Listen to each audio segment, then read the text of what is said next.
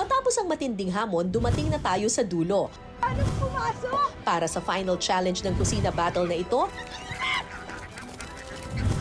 magpapagalingan kami ni Shuvi sa pagmekos-mekos. Magluluto kami ngayon ni Shuvi ng itik. Ay, itik. Kanina lang hinuhuli Hinuhuli sila. Ito po yung mga itik na pinakuluan na po sa soda. Ay! Okay, carbonated drink.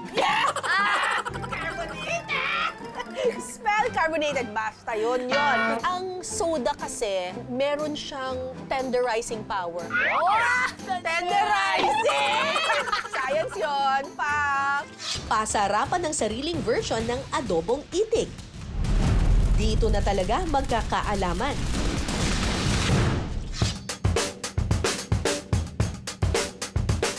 Saan yung ano? Walang asukal? Sili green. Siling green, ito oh. Ay, Hindi, siling wala green. isa doon. Siling green. O, game. Game na. Nagluluto ka ba, Shu? Medyo po. Talaga? Saan? Sa Sa hotdog, gano'n. Hindi ka sa... Hotdog talaga? Sa Bantayan? Nagluluto ka sa Bantayan? Opo. Yung mga bata, ako nagluluto ng pagkain. Pero nung mag-isa ka na lang sa Manila. Opo. Mas natuto po ako kasi mahal ba yan? Mahal mag-along miskara ba? Oo, talaga. Mahal talaga. Kanya-kanyang style ng adobo. Ako ang ginagawa ko muna ay sinasangkutsa ko lang muna siya. Ano na lang to, kung ano-ano na lang yung nagagawa. Lagyan na din natin Lagyan para natin, sabi maraming nila eh. color. May color green ba kayo dyan? Kasi parang colorful na to. Saka kumuha ng sili. Ayan. Ay, meron pala. Hindi ko nakita eh. Kung ano-ano na lang pinagagawa namin dito ni Miss Caro. Mas gusto mo fried yung itik. Oo, gusto ko kasi medyo fried lang siya. Hindi mo pa rin nilagyan ng toyo? Pinapa-absorb ko po muna yung Ganun ka rin magluto. Ako rin ganun. Oo. Pinapaluto ko muna ang suka. Tapos kapag Pero- naluto na ang suka, saka ako maglalagay ng toyo. Pero yung iba, may iba kasi magkasabay na ang toyo tsaka suka. Ang ibang tao, Ako inuuna ko po yung suka. inuuna ko rin talaga yung suka. Ano mas gusto mong adobo? Yung maasim o matoyo? Mas sakto. Manamis-namis. Manamis-namis at greaseless pa. Parang tagal ko na pala hindi nagluluto. 3 months na. 3 months. 3 months kayo doon? Opo. Ito pala ang comeback cooking mo sa outside world, Shuvi, ha? Sige nga, ipakita mo ang galing mo. Sabi mas mga... Okay na to. Isabotahin niyo. Okay na to. Okay na to. Okay na to. Okay na to. Pakukuluin lang po namin kasi gusto namin yung nagmamanti-mantika ng kaunti.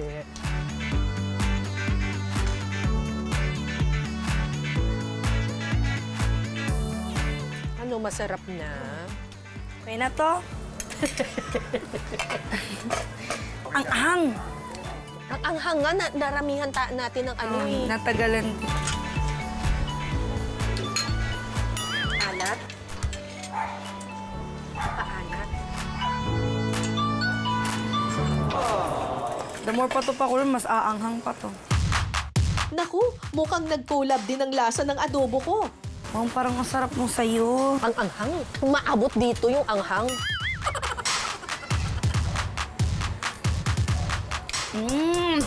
Ang anghang. Anghang. Okay na to. Okay na to? Okay na to? Ready na para hatulan ang aming adobong itik.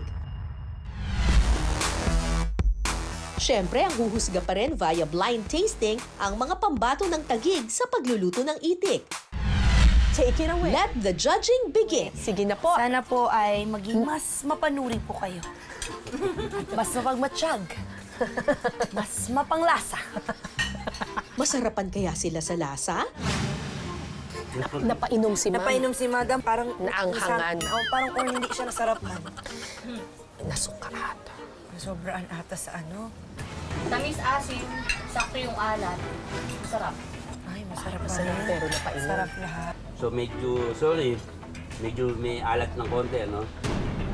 Okay naman yung asin niya, medyo may alat. Para sa akin, medyo may alat. Napaalat. Napaalat, Oo, napaalat. May asim din siya, kaya lang medyo maalat. Pero okay din. Kaya lang alat siya. Maalat. Maalat, oo. Napasobra. Napasobra sa asin. alat. Oo. Ano naman kaya ang sumobra sa isa? Uy! Ubo. Huwag po kayong makalimutan uminom ng tubig po. Ganda pala, Philly, pag ginadjust yung luto mo. Yun na nga eh.